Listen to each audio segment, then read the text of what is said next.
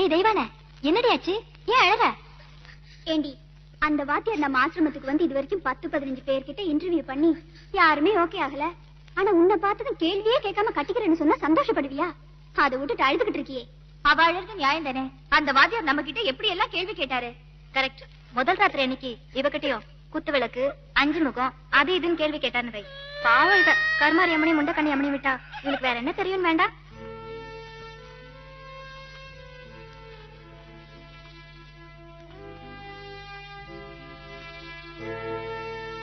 ஏன், என்ன ஆச்சு? இல்ல, நம்ம ஆசிரமத்துல காலையில எழுந்திரிச்சா காபி சாப்பிடுற பழக்கம் கூட யாருக்கும் கிடையாது. அதோட இங்க ஒரே ஒரு கூட்டாஞ்சோறு மட்டும் தான் ஆக்கி பழக்கம். அதனால எனக்கு சமையல காபி டீ போடுறது எதுவுமே சரியா வராது. என்ன கட்டிக்கு போறவரு நல்ல சாப்பாட்டு பிரியரா இருந்து முதல் ராத்திரில இதை பத்தி ஏதாவது கேட்டாருன்னா நான் என்ன பண்ணுவேன்? குழந்தை பிள்ளையா இருக்குது. அப்படி ஏதாவது கேட்டாருன்னு எதுவும் தெரியாதுன்னு சொல்லி தொலைக்காதே. எல்லாம் தெரியும் சொல்லி தலையாட்டுவி. போக போக ஒண்ணு நான் கத்துக்கலாம். போய் பேசுறது தப்பு. சரியா போச்சு போ. முதல் ராத்திரியில மட்டும் எந்த காரணத்தை கொண்டும் ஒரு புருஷன்காரன் அப்செட்டே ஆகக்கூடாது. அப்படி அப்செட் ஆயிட்டாங்கன்னு அப்புறம் வாழ்க்கை பூரா அப்செட்டாவே இருப்பாங்க. ஜாக்கிரதை.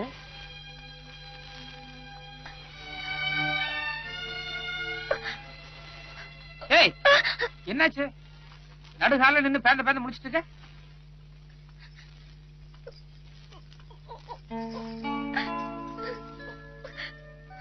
என்னாச்சு? காலையில நல்லா தானே இருந்த? நான் நினைச்சே பாக்கலீங்க. என்ன போயும் போய் ஒரு வாத்தியார் கல்யாணம் பண்ணிட்டு வேண்டாம்? ஐயோ, அப்படி இல்லைங்க. நான் ஒரு அனாதை பொண்ணு. எனக்கும் ஒரு கல்யாண காட்சி நடக்கும்னு நினைச்சு கூட பாக்கலீங்க. உங்களுக்கு பரந்த மனசுங்க.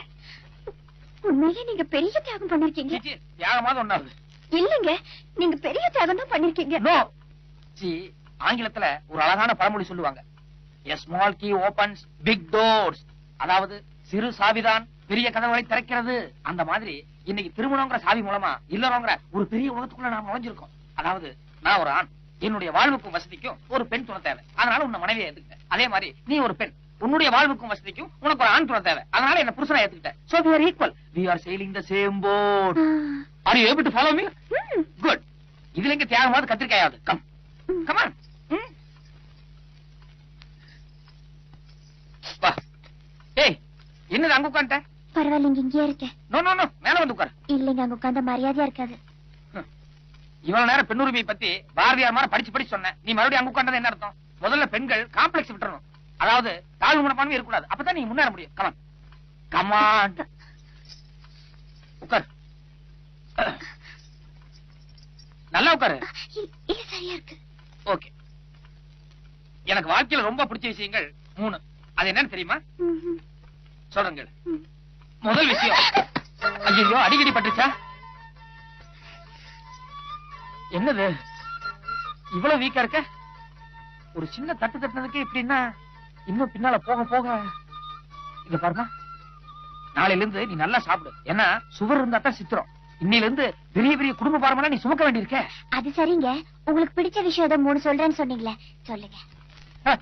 கரெக்ட். நான் ஏதோ ரூட் மாறி போனா கூட நீ கரெக்டா பாயிண்ட்லயே நிக்கிற. எனக்கு வாழ்க்கையில் ரொம்ப பிடிச்ச முதல் விஷயம் அப்பா அம்மா. ஏன்னா இந்த உலகத்தை நான் தெரிஞ்சுக்க காரணமா இருந்ததே அவங்கதான். 2வது விஷயம், எனக்கு பாடம் சொல்லி கொடுத்த குரு. ஏன்னா அவங்க மூலமா தான் இந்த உலகத்தையே நான் புரிஞ்சுக்கிட்டேன். 3வது, இப்ப நீ வந்துட்ட. இதுக்கு முன்னால எனக்கு பிடிச்ச 3வது விஷயம் புக்ஸ், அதாவது புஸ்தகங்கள். சீதர், அந்த புஸ்தகங்களை நான் ஒரு பெரிய பொக்கிஷமா நினைக்கிறேன். ஏன்னா அதுல அவ்வளவு விஷயங்கள் இருக்கு. நான் வேலைக்கு போன நேரத்துல உனக்கு வீட்டுல போர் அடிக்குன்னு வச்சுக்கோ, நீ எல்லா புஸ்தகங்களையும் புரட்டலாம். அப்படியே அறிவு ஜீவி ஆயிடலாம். அந்த டேபிள்ல மில்டன் எழுதின பாரடைஸ் லாஸ்ட் அப்படின்னு ஒரு புஸ்தகம் இருக்கு. எடுமா, அந்த புஸ்தகத்துல நிறைய விஷயம் இருக்கு. எடு. அதுல மில்டன் என்ன சொல்றான்னா, கணவன் மனைவி தாம்பத்தியத்தில் ஒருவருக்கொருவர் விட்டு கொடுக்கும் பெருந்தன்மையும் சகிப்புத்தன்மையும் மிக மிக அத்தியாவசியம் அப்படின்னு சொல்லி வலியுறுத்தி இருக்கான்.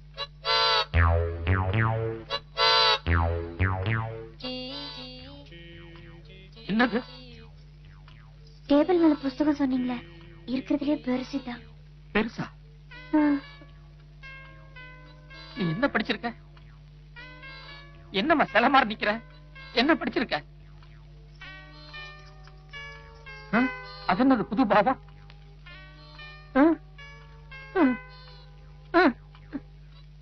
5ஆம் கிளாஸ். 5 கிளாஸ்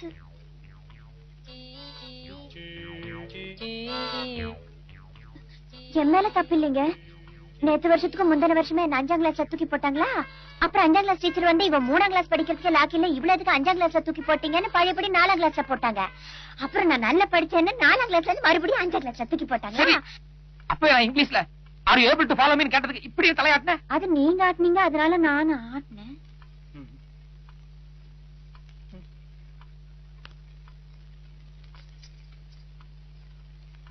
ஏனுங்க ஆப்செட் ஆயிட்டீங்களா? எது ஆப்செட் ஆயிட்டீங்களான்னு கேட்டேன். புரியலமா. இல்ல முதல் ராத்திரில மட்டும் எந்த காரணத்தை கொண்டு புருஷன்கார ஆப்செட் ஆயிடக்கூடாது. அப்படி ஆப்செட் ஆயிட்டா அப்புறம் வாழ்க்கை பூரா ஆப்செட் ஆயிடுவாங்கன்னு எங்க ஆசிரமத்துல சொன்னாங்க. அது ஆப்செட் இல்லம்மா, அப்செட். என்ன?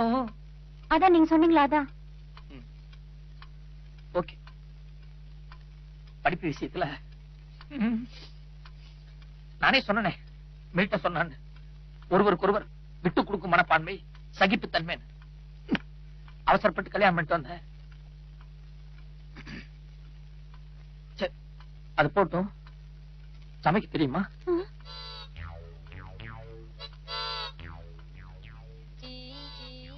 பயப்படுத்தாதம்மா. சமைக்க தெரியுமா தெரியாதா கரெக்டா சொல்லு. இது ஏதோ டபுள் ஐடியால தலையாட்டுற மாதிரி எனக்கு ஒரு ஃபீல். இத பாரு, தெரியும் இப்படி ஆட்டு, தெரியல இப்படி ஆட்டு. அதெல்லாம் பிரமாதமா சமைப்பாங்க. சமையலாம் நிஜமா நல்லா சமைப்பேன். நிஜமாதான். ஓகே. இப்ப வெஜிடேரியனை விட நான் வெஜிடேரியன் எனக்கு ரொம்ப பிடிக்கும். அதுலயும் வெஜிடேரியன்லயும் விசேஷமா ஏதாவது செஞ்சா நல்லா விரும்பி சாப்பிடுவேன்.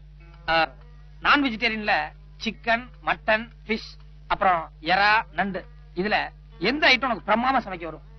எறாவா இல்ல நண்டா சொல்லு. இத பாரு தெய்வன, முடிஞ்ச வரைக்கும் பேசி சமாளிச்சு பாரு. எக்கச்சக்கமா ஏதாவது கேள்வி கேட்டு மாட்டிக்க நிலைமைன்னு வை. டக்குன்னு எழுந்து லைட் ஆஃப் பண்ணிடு.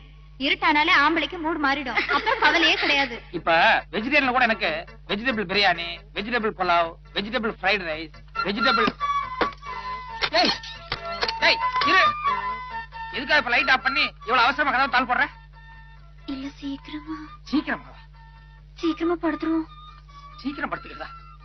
ஏமா இப்பதான் நம்ம வாழ்க்கையே ஆரம்பமாகுது. என்ன பத்தி நீ புரிஞ்சுக்கணும், உன்னை பத்தி நான் புரிஞ்சுக்கணும். குறைஞ்சபட்சம் ஒரு 3-4 மணி வரைக்கும் பேசிட்டு இருந்தா தான் நமக்குள்ள ஒரு அண்டர்ஸ்டாண்டிங் வந்து அதுக்கப்புறமா சந்தோஷமா இருக்க முடியும். உங்களை பத்தி எனக்கு புரிஞ்சு போச்சு. இனிமே பேச்சுவார்த்தை வேணா பிறகு.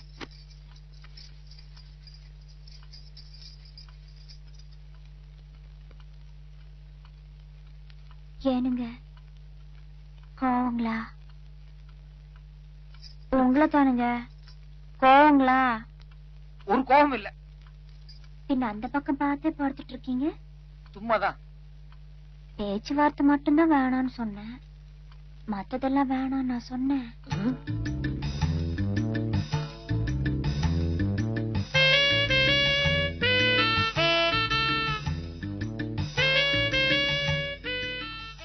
பரவாயில்ல, எங்க எல்லாத்துலயுமே அறகுறையா இருப்பேன்னு ஒரு பயம் இருந்தது. காலையில எத்தனை மணிக்கு எழுப்ப? இன்னும் தூங்கவே இல்லையம்மா. பரவாயில்ல, இப்பவே சொல்லிடுங்க. காலையில 9 மணிக்கு தான் ஸ்கூலு, 6 மணிக்கு நெஸ்கேப் காப்பியோட எழுப்பு. டிஃபன் என்ன பண்ண? அத காலையில பாத்துக்குமே. இல்ல இப்பவே சொல்லிடுங்க. சேமியா உப்பா பண்ணு.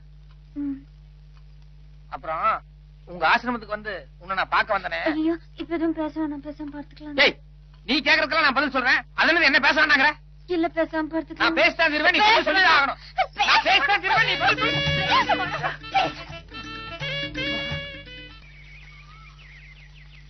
மாமி, மாமி.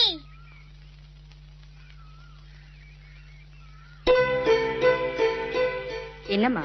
தப்பா நினைச்சுக்காதீங்க மாமி. எங்க வீட்டுக்காரரு அவரு மாதிரியே நல்லா படிச்ச பொண்ணா, சமையலுக்கு மேலெல்லாம் பிரமாதமா தெரிஞ்ச பொண்ணா கட்டிக்கணும்னு நினைச்சார் போல இருக்கு. நேத்து ராத்திரி நான் 5ஆம் கிளாஸ் தான் படிச்சேன்னு சொன்னதுக்கு முகமெல்லாம் சுண்டி ஒரு மாதிரி ரொம்ப அப்செட் ஆயிட்டாரு. ஐயோ, அப்ப ராத்திரி எதுவும்? அதெல்லாம் நான் இழுத்து சரி பண்ணி தூங்கறதுக்கு விடியால 4 மணி ஆயிடுச்சு. சமத்து. படிப்பு தெரியாதுன்னு சொன்னதுக்கே இவ்வளவு ஆப்செட் ஆனவரு சமையலும் தெரியாதுன்னு சொன்னா இன்னும் ரொம்ப ஆப்செட் ஆயிடுவாருன்னு பயந்து எல்லாம் தெரியும்னு தலை ஆட்டிட்டேன். இப்ப காலையில 6 மணிக்கு அது என்னமோ பேர் சொன்னாரு. எஸ்கே காவியோட எழுப்பி சேமியா உப்புமா பண்ண சொன்னாரு. எனக்கு எனக்கு என்னமோ கை காலில் படபடங்குது. ரொம்ப பயமா இருக்கு மாமி. சரி, இதுல பயப்படுறதுக்கு என்னமா இருக்கு? எல்லாம் போக போக சரியா போயிடும். இப்பதான் காப்பி போட்டேன், கொடுக்கறேன், கொண்டு போய் கொடு. இதோ இப்ப உப்புமா பண்ணிடுறேன். ரொம்ப தேங்க்ஸ் மாமி. காஃபி சாப்பிடு.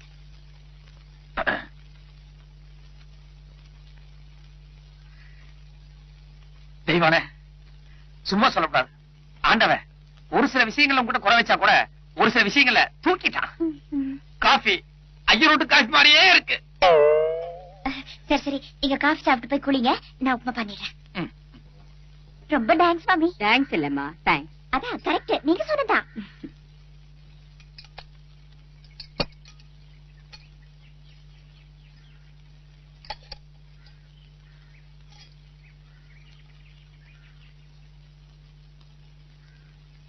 மாமி, மாமி, எதுக்கு மாமியை கூப்பிடுறீங்க? கொஞ்சம் இரு, ஒரு விஷயம் இருக்கு. மாமி, என்ன சண்முகமணி? நீங்க அடிக்கடி சொல்லுவேல சேமியா உப்புமா செய்யறதுக்கு உங்களை விட்டா இந்த ஏரியாலே வேற ஆள் கிடையாதுன்னு. இப்ப போட்டிக்கு ஆள் வந்தாச்சு. தெய்வானே, ஒரு பிளேட்ல கொஞ்சம் உப்புமா போட்டு மாமி கொண்டு கொடு. அவங்களுக்கு எல்லாம் நோ எதுக்கு? நோ நோ, என் பெற்ற இன்பம் பெருகை வையகம் முழுதுனா எடு, எடுத்து போடு. சண்முகமணி, என்ன மாமி? வேண்டாப்பா, நீக்கு அப்பவே கொடுத்து அனுப்பிச்சுட்டா, நான் சாப்பிட்டேன். அதானே கேட்டேன். நீங்க சைலண்டா வாயடிச்சு நிக்கிறச்சே எனக்கு ஒரு டவுட். Okay okay.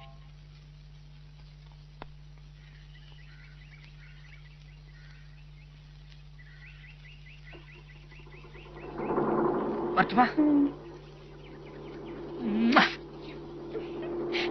டாடா. தெய்வானே, இங்க வா. என்னங்க? இல்ல, கூட வேலை பாக்குற வாத்தியார் யாரையுமே நேத்து கல்யாணத்துக்கு கூப்பிடல இல்லையா? அதனால நான் இப்ப போனதும் கஞ்ச கஞ்சன்னு கிண்டல் அடிப்பாங்க. நீ என்ன பண்ற, ஒரு 10-15 பேருக்கு வர்ற மாதிரி மத்தியானத்துக்கு சிக்கன் பிரியாணியும் சிக்கன் வறுவலும் செஞ்சிரு. என்ன யோசிக்கிற? அதான் சிக்கன் பிரியாணி, சிக்கன் வறுவல். முடிஞ்சா சிக்கன் குருமா கூட செஞ்சிருப்ப. 12 மணிக்கெல்லாம் ஆள் அனுப்புறேன். ஓகே? டேஸ்ட் காலையில மாதிரி வித்தியாசமா அஸ்தீரணும். Okay? Chicken kurma, chicken biryani, chicken kurma, chicken வறுவல் 3. மாமி, ஐயோ, ஐயர் வீட்டுல போய் அதெல்லாம் எப்படி கேட்க? மாட்டிக்கிட்டேன். சும்மா சொன்னாங்க, ஒரு போய் சொன்னா அதை மறைக்கிறதுக்கு 9 போய் சொல்லணும்னு.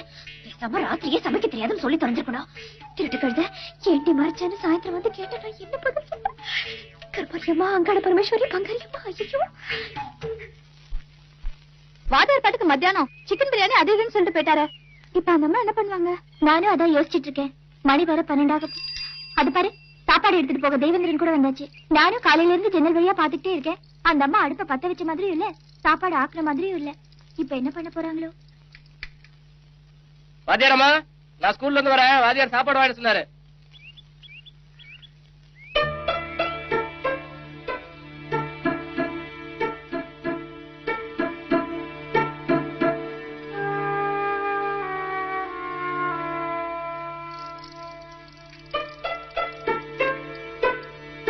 தேவேந்திரன் கொஞ்சம் நில்லுங்க. என்ன இரு, இது வாத்தியார் சாப்பாடு. தெரியும் ஐயா.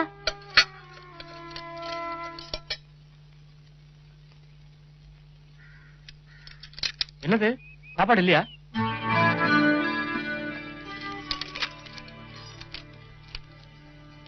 அன்பு கண்வா மணியுங்கோ சமையால் தெரியாது offset Aagathey தெய்வானே. தெய்வானே, தெய்வானே, my dear darling தெய்வானே, எங்க இருக்க? நான் இங்க இருக்கேன். என்னாச்சு? ஏன் பயந்து ஒளிஞ்சு நின்று இருக்க?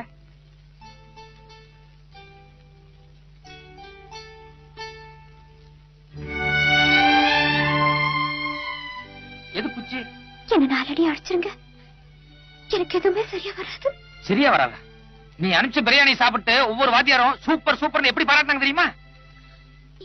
நான் பிரியாணி? ஆமாமா, நானே புலகாங்கிதம் அடைஞ்சு உனக்காக நகை புடவையெல்லாம் வாங்கிட்டு வந்திருக்கேன் பாரு. வா இப்படி குச்சி கிளப்பிடு போடு. எவ்வளவு பிரமாதமா பிரியாணி ரெடி பண்ணிக்க. இந்த கைக்கு அடியா. நட